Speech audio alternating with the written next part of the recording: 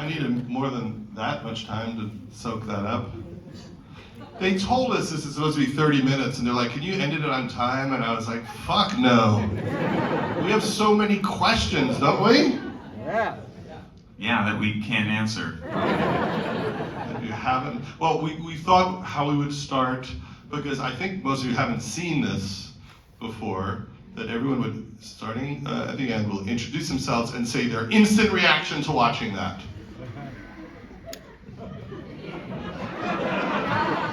Amazing. I had never read any of the scripts, so I didn't know. It was great. I actually read the scripts aloud to Michael, so this is awkward.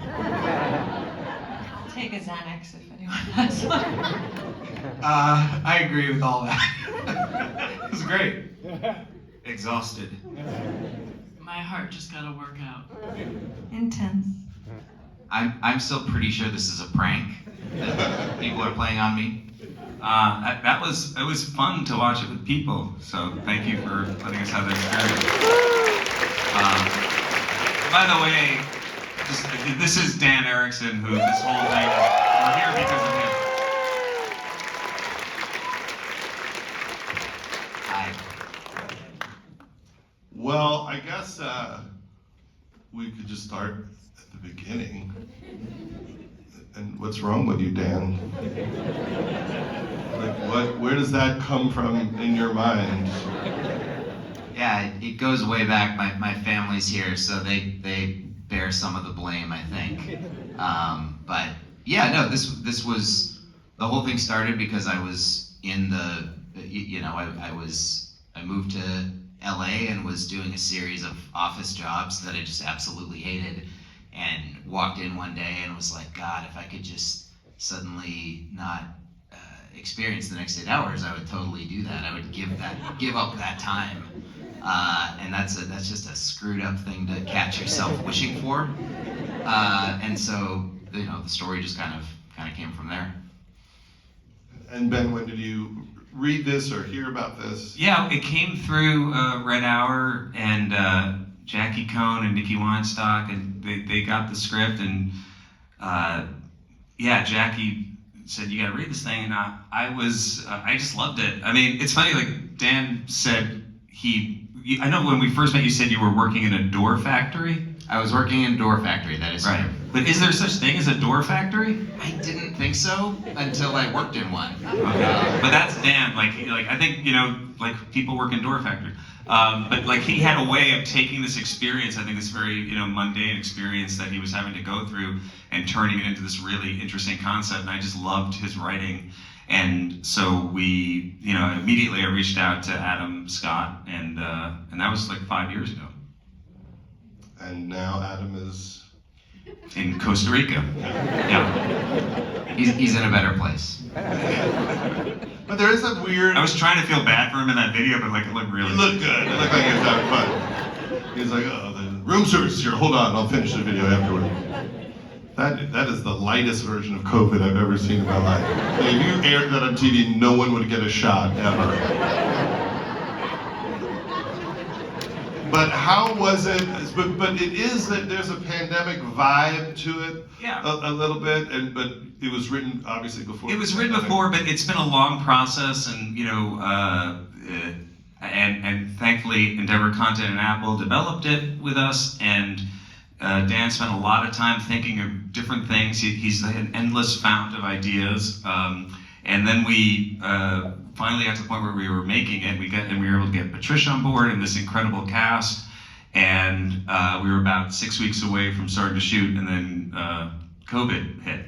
So we had been prepping for about 6 months already, and then we had to shut down, but then we kind of kept going, and we made the whole thing really during the heart of it all. So it was a weird experience, I think, because we never knew what we were getting into from the start. Someone should make a movie about that type of experience. Yeah, that would be funny. Like everybody's like in a bubble. Yeah. But it is weird in that, Patricia, you could speak to like the vibe in when you can't really talk to people, you can't have dinner after work, you can't talk it through afterwards. The whole thing is a little more intense. Yeah, all of that, it was happening, And it was as soon as you could come back to work, we came back to work. So there's this labyrinth of hallways, and to utilize the space best, they would move around the doorways sometimes at night. And you'd go to the stage and get lost and be like, I'm here to rehearse. I'm lost on the stage. But the crew had shields on and masks and 6 feet apart. And then when I had to yell in Natalie's face, I had a really hard time with that scene. First of all, just to yell in her face was a whole issue in my own self. But then I was like, we don't have shots. We can't have shots. There's no... 80-year-olds are just starting to get shots, and what if I gave her something? So there was also another weird tension just within the scenes of like, you ready?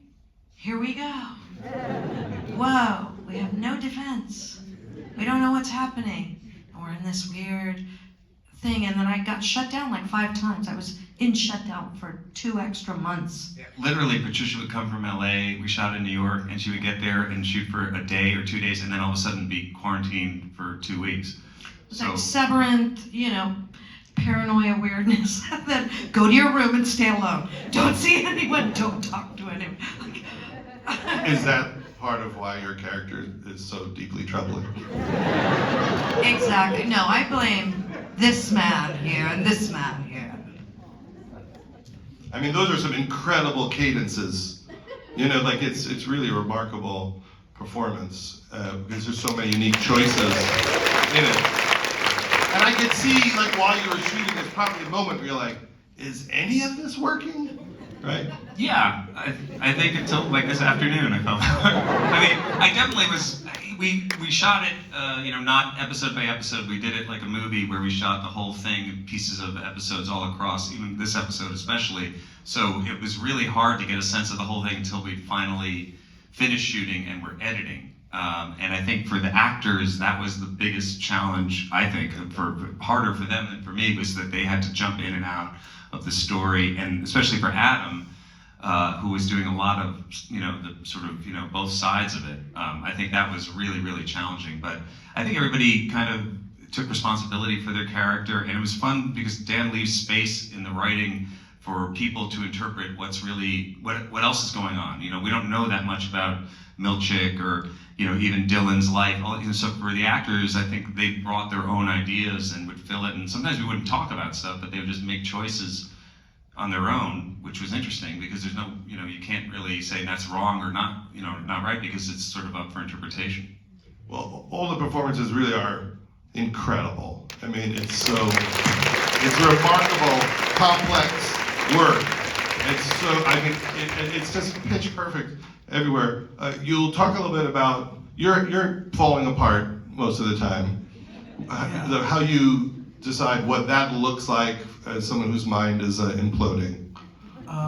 Well, that was a lot with Ben. We talked about it a lot. We rehearsed on Zoom. I was in Florida, and we went over a lot of what we could go over. And then when we got there, Ben gave a lot of room for a lot of stuff to happen in the room. But it was tough to know because I didn't know what the visual effects was going to be. So I'm in this weird. I would trust Ben. That's what I do. He's like, you'll see when you do this, it'll make sense.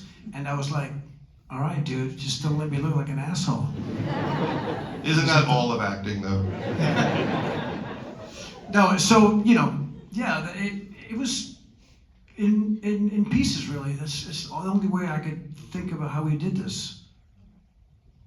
And Michael, your character, I've watched the series multiple times. Thank you. Your character haunts me the most. I'm not sure why. You live inside me. Have you read the book? The you inside of you? Yes, I have. I always like looking when you have a lot of text on the screen to see, you want the audience to read a little thing, Ben, but then there's another hunk, and I always like to pause to go, did they write the rest of the page of the book? We read it. We read it all. There's a lot more you didn't see too. We, it's he. He wrote 50 pages of that book. It was about 50 pages. There's a lot because you never know if on the day we're gonna want to flip through a couple pages. So there was always a lot of pages written just in case. So you got 50. My favorite is at the center of industry is dust. It's dust. I was thinking about getting that tattooed, but I was gonna run it by you, like the dust in parentheses. You should run it by me. Well, we're all doing it. We're all doing it. Did you let Michael read the 50 pages so he would know what he wrote? Yeah, and he would. It was fun because I felt like I was writing it just for Adam because in many cases he was the only one who ever saw it. But yeah, like we'd be between takes and he'd start laughing at something, and that always made me feel real good. For some reason, always makes me so sad when your character doesn't think he read well. Yeah. It's strangely heartbreaking, like he's so funny and a blowhard, and then he's just... No, he's just a sad clown. He's a hamburger waiter with no hamburger. So I feel like Hamburger Waiter and Door Factory, like Yeah. the same line. All the same, yeah. No, but it got a lot easier to write the UUR once Michael was cast because I would sort of sit alone and do kind of a Michael impression as I would write it and like talk to myself in my apartment. Yeah. And it made it flow much more easily. And Britt, how is this for you? I mean, this is a big meal to take on. From the second one, it's a big one. How did you feel? Also, just even being in that room where you shot so much of it in the same room during a pandemic. That's a lot of time with Zach. It was a lot of time with Zach. It was 11 months wearing pantyhose, which if you've ever worn pantyhose, you know why Helly is so angry. And yeah, the set was super inspiring to want to get the hell out of there. So I had a lot of fuel for Helly's gasoline everywhere I looked. And then you had to look at that guy who played your dad. I mean, how are we supposed to shake that off, man? What do we do with that? That's in our minds forever. Yeah, there's a lot to pick apart in this. Yeah. Fun to, Yeah, there's so much there. And Jen, how is it for you just playing you're playing something really complicated, like you're trying to be supportive in a really kind of messed up reality with grief and work. How was it working with Adam? I mean, obviously Adam didn't care enough, so he lied and said he had a disease that I come. Typical But for Michael. you, how was it working with Adam in those types of scenes? Man, it was great. I mean, he's a dream. It was, I think, coming in playing someone who's sort of a balancing act of caretaking all of the men around her it could be an isolating moment at times, but everybody made it so easy, and most of all Adam. I think we're both close with our families, so it was an easy dynamic to sort of pull from. And the man loves a good book, so we bonded early on political books. That's how it happened. George Lakoff. We read George Lakoff books together. That's what went down. I mean, he's so dialed in, Adam. Oh, I mean, it's insane. It was, I think, any of us that worked with him, particularly in that character, were definitely made to hop up on our toes a bit more, because he was, you saw the man, pre-COVID. And Dichen, that scene with the very intimate wellness scene. I mean, that it's such a beautiful scene. You want to talk a little bit about that moment?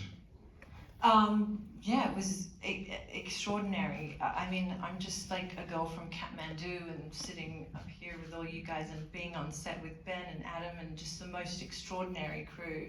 I was just trying not to fuck up the whole time. And, Ben, you directed that scene, and I was just so nervous, and I had to remember to breathe. And we played with it, and it's so interesting working with a director who's also been an actor, and that, the compassion they have for the process and the work. I just feel so lucky. It was an extraordinary time. I think that, there were so many levels that we didn't know how the audience would react to in terms of giving away things.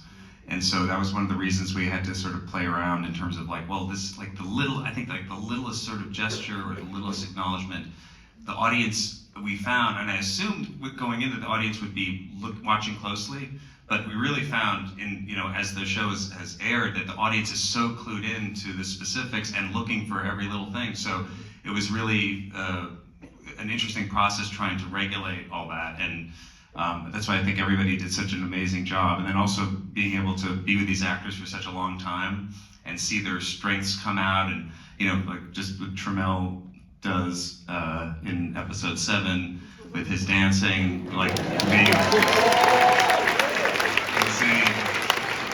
When I saw that, before it was even over, I just texted Ben and said, I feel like everything you've done your entire life and career has led to this moment.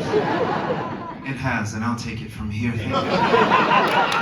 Yeah! Let's see a little of it, just a little. Come on. Give us a move. When I studied extensively at the Yale School, I was able to use my tutelage to create a character that is very nimble, very agile.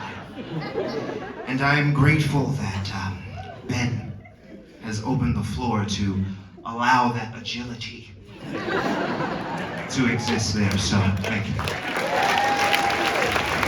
Just like we rehearsed it.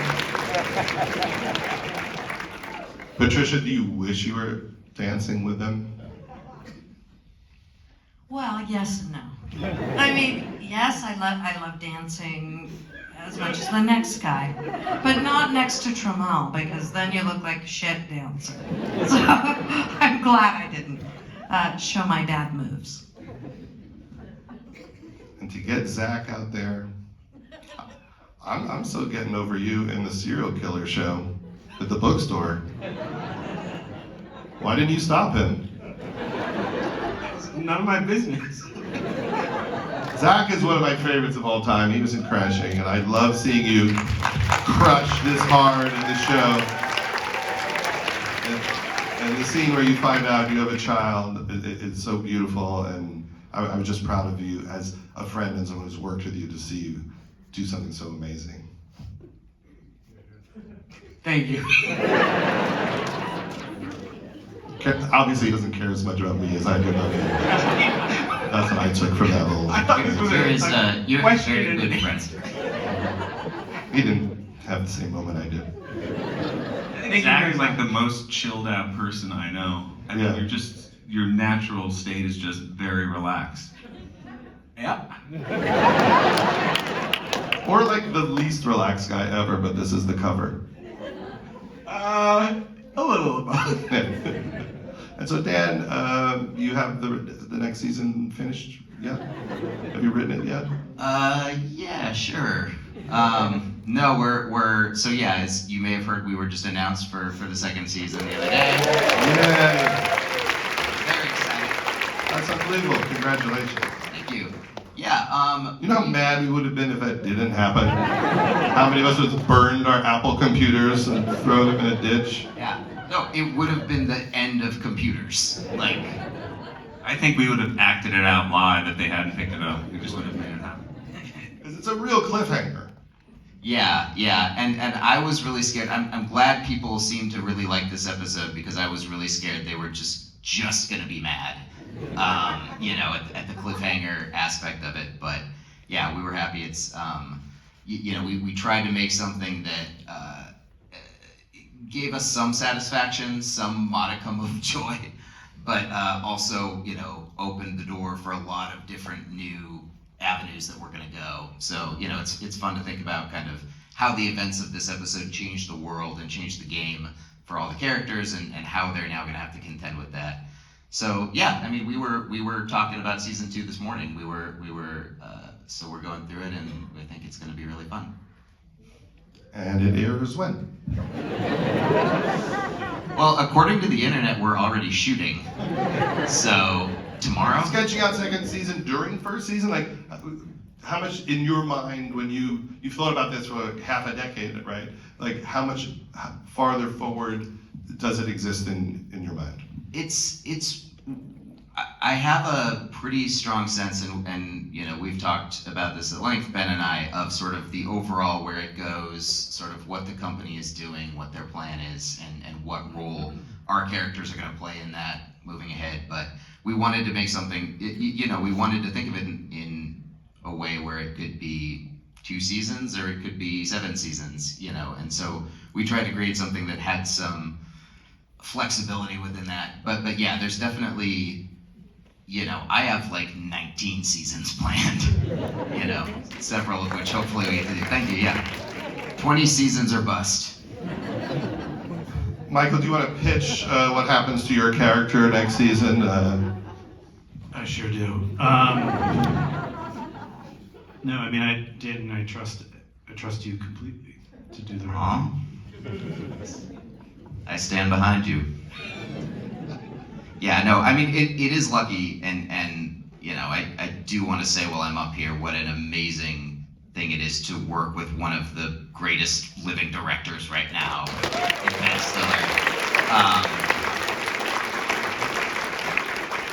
But from the beginning, I mean, Ben was always like, we need to know what we're doing so we can sort of work from the outside in, because no detail can be sort of superfluous, and so it's all, Ben made sure that we thought through everything, and that includes sort of where it's going, and that so that we can be sort of laying seeds for things as we go, and it just was a wonderful way to work.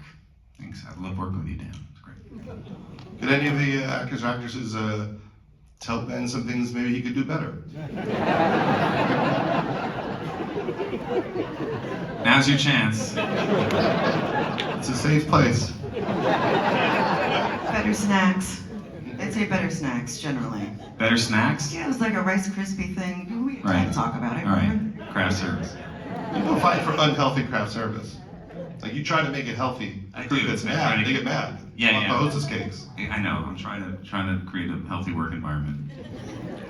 No, it was a weird one, because we really didn't. I said before, we didn't get to hang out at all. I remember we went out with Adam, Jen, and one night, right, and Britt, and then it was like a week before the read-through, or maybe a few days before the read-through, and then all of a sudden nobody was seeing each other for 2 years. So it was, I just hats off to everybody who's had to deal with this, all of us getting through the last couple of years, but I feel like we all, went through something together. Do you think the pause made it a lot better, that you had more time to think things through?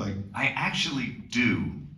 We were about 6 weeks out from shooting, and we paused for it was probably March. It was March, and then we started shooting in November, I think. And so in that time, we got to keep working on things, got to keep prepping, and everybody was sort of playing it by ear as all productions were figuring it out as we went along. But in terms of thinking things through and having time to work on stuff, it actually helped us. And there's these seeds of these love stories that potentially could happen season 4. Yeah, Like or sooner. When would they happen? Britt, are you excited about the potential?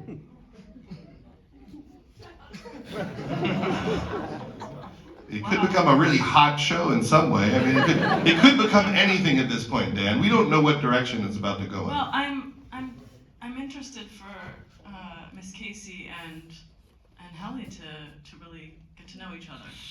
I don't know what that means. I didn't mean for that to be what it sounded like, but they're obviously connected.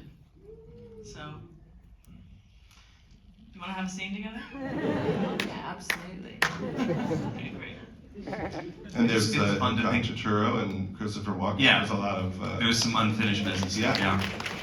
Yeah, I mean, John and Chris couldn't be here, but man, they're just such amazing actors, and just want to say, so grateful to have her. Where are they pretending to have COVID? Was that?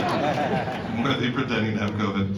Yeah. So let's talk about the religious aspect, because you've created some sort of weird religion / business. How much of that Bible have you written? Of the handbook, the employee handbook. There's not as much of that as there is of the UUR, but there's probably 10 pages of that all told. Those catchphrases are really good, but so weird. Yeah, it's And so you in some way. yeah, it's Thank you, I think. I see like a very specific writing style. Yeah. That was like really wonderful and inventive, but really creepy. Well, it's really fun to get to work in that voice of this like creepy quasi-religious corporate overlord, you know, who's writing these sort of, you know, terrifying lessons of subservience for the workers. But it was, I mean, we talked so much as we were doing this about, you know, different cults and different cult-like organizations, and, you know, we were looking at, you know, Nexium and everything, and What's wrong with Nexium? sorry, I shouldn't assume. But it was, what we found is there's this weird fuzzy line between stuff like that and, in some cases, businesses where it's like there's a cult of personality surrounding the founder or like the current CEO, or you're going to work every day being told that the coffee you're making is going to save the world, you know, and they're sort of buying your loyalty with this weird quasi-religious tone. So it was fun to sort of look at that spectrum of cultiness in different parts of society, and then let that inform Keir Egan and his whole ethos. Yeah, it's Amway. Yeah. Amway, yeah. But it was weird because whenever Dan would talk about like the Keir Egan sort of ethos and the rules, or like the core principles, like I would give Dan notes on the script and say like, well, this doesn't make sense, and then he'd go, okay, but then he started talking about the 9 core principles, I'd be like, okay, yes, I understand. Like I would never question him because it was, he knew, like, where is this coming from? I don't know, but he was very clear on them. It's because of verve, Ben. Right, exactly. But I think that weird sort of cult-like business culture thing that's kind of, you know, the corporate culture with the cult aspect of it is what's interesting in the show, because it really does sort of, I think, cross over into what a lot of people experience in these bigger corporations. Not Apple, but other organizations. Not Apple. Google. Nightmare at Google. Yeah, it's Google, not Apple. Patricia, why is it so troubling when the boardroom is just like... Yeah, I think the board is really the people that drove her most off base. And when we were first reading this, you know, I didn't know why they wanted me to do it. Didn't have much to do in the first episode. I didn't know what it was, what this company was doing. And as they were writing during that break, those things like that specificity of the language and the belief and the core principles and all of those things, like we kept talking about them, and I kept asking more about that and getting more of that information, of that kind of belief system of that. And in that is the board, right? And the board is the void, and the board is, I mean, part of the whole setup. And any of these kind of organizations, religions, army, whatever it is, military, political parties, all of it is set up like often that you keep going to get water from the dry well. And part of the setup of you working so hard is because you're never going to get there. So you think you know the rules, and you're upper management now. Not only do I know the rules, but I'm going to tell you all what the rules are. And the sands are constantly shifting. And suddenly you're out of favor again. And now you're desperate to get back into favor again. Like, you know, hearing a story like, is Shelley Miscavige scrubbing floors with a toothbrush for 4 years in a cave? I mean, I don't know, but I could see this Last time I saw her, she said she was fine. It's all misrepresentation. Yeah, just that quest that you can't, and you're always wrong, no matter what. Well, yeah, it certainly seems to be a very political undertone to it. In your head, are there like, I mean, we don't have to get into it. We'll let people Yeah, well, read into it. I'll tell you my voting history. No, yeah, it's definitely it aspires to be a show that tells the story of workers and the people who have had jobs like this and who have felt sort of marginalized by their, you know, their situation and their lot in this weird capitalist system we're all part of. You know, hopefully they can at least see their story told here and see some of their struggles sort of voiced and understood. You know, that's the best we can hope for. And Tramell, how do you look at your character and how he fit into a office situation and his role there? You know, I see him as this very ambitious guy that is trying to climb that corporate ladder, that wants to go for what Cobell has, you know. And he's a by any means necessary kind of fellow. And he's very crafty and sharp. And we see him unravel as this season goes on. And his control, and his quest for control, gets the better of him, which is so interesting and so fun to step into.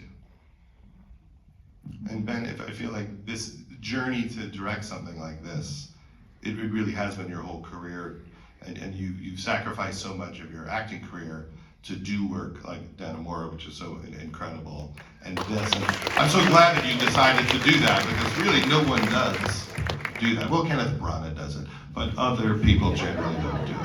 I guess he did it well as well. But I mean, it's like, I know your love of Sidney Lumet, you always talked about forever, and there's a real kind of Kubrickian feeling to this, and the music is so incredible, Teddy's work. And do you want to, before we finish, do you want to talk about some of the other people, the cinematography and the production design? Yes, yeah, incredible team. Thank you. Yeah, I mean, by the way, it's not like, for me, it hasn't been a sacrifice, because I love doing what I do, and to have to be able to focus on that, and to be able to work with the team that we've had. And Jeff Richmond is our editor, who I worked with on Dannemora, and Erica Friedmarker and Gershon Henson, who also were editors, and Jessica Lee Gagne, our cinematographer. I have to say, who's not here tonight, Aoife McCardle, who directed episodes 4, 5, and 6, did incredible work, and she was with us from the beginning. We prepped together, we shot it all together, so her contribution was huge. And Jeremy Hindle's production design really, I think, you know, was so specific. And it was just a great team. It was just great to see. And everybody, Kat Miller, our props department, who designed those terminals, the level of commitment that everybody had to this was beyond. And we all felt lucky to have something to focus on and to dive into, because it felt like it was worthy of it. The material that Dan had written, and along with the entire other writers and the writing staff that, you know, that he oversaw. But you know, we just felt lucky to have something that was so substantial to dive into. So I'm grateful to everybody. It was a complete group effort, for sure.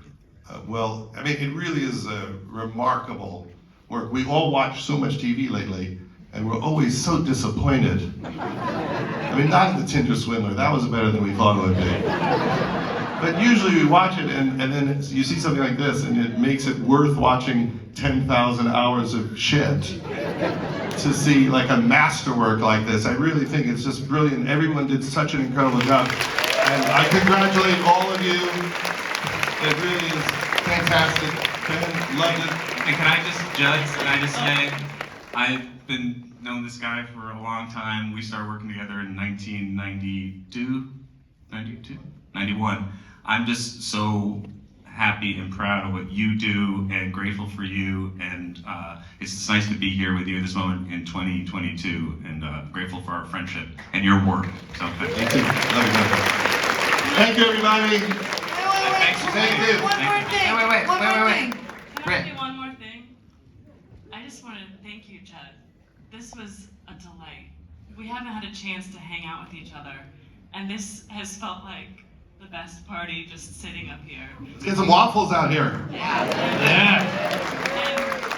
And Dan, thank you for bringing heart and humanity to this story. I mean, we've been living through a dark time, and this show is, you know, there's dark circumstances, but these characters have such vulnerability and wonderment, and you really brought them to life, and it's been a pleasure to work with all of you. Thank you, fans. Thank you, Judd. Thank you, Ben.